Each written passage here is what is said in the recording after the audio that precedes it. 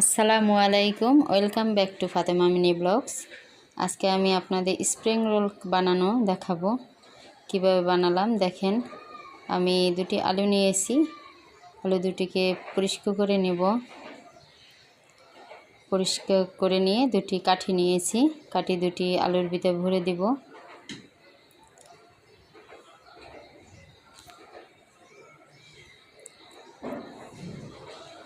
আমার আলু দুটি ভরা শেষ। এখন আমি চাকুর সাহায্যে এটাকে গোল করে কেটে নিব।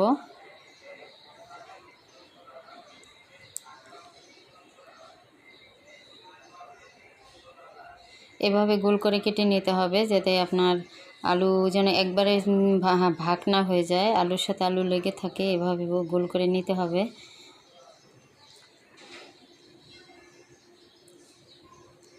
ফুলের মতো যেন একদম মিলে যায় এভাবে।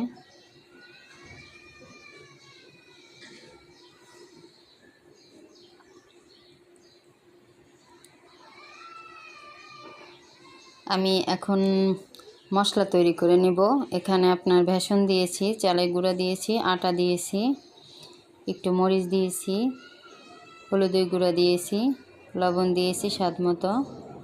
এখানে ভাজা মশলা দিলাম। এখন আমি পানি দিব, এটাকে পানি দিয়ে এটাকে মেখে নেব।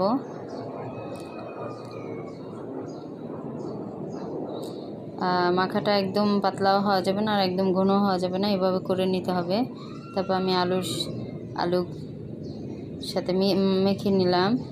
আলুটা একদম সুন্দর করে মেখে নিতে হবে, যাতে আপনার সব জায়গায় লেগে যায়, তাহলে খেতে স্বাদ হবে। আমি এবার ভেজে নিব।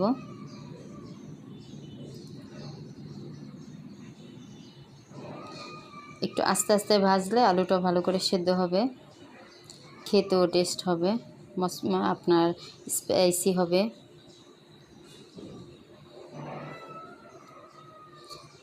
যদি আমার ভিডিওটা ভালো লাগে তাহলে সাবস্ক্রাইব করবেন, কমেন্ট করবেন, লাইক দিবেন। সস দিয়ে খেতে অসাধারণ হয়, আপনারা বানিয়ে খেতে পারেন।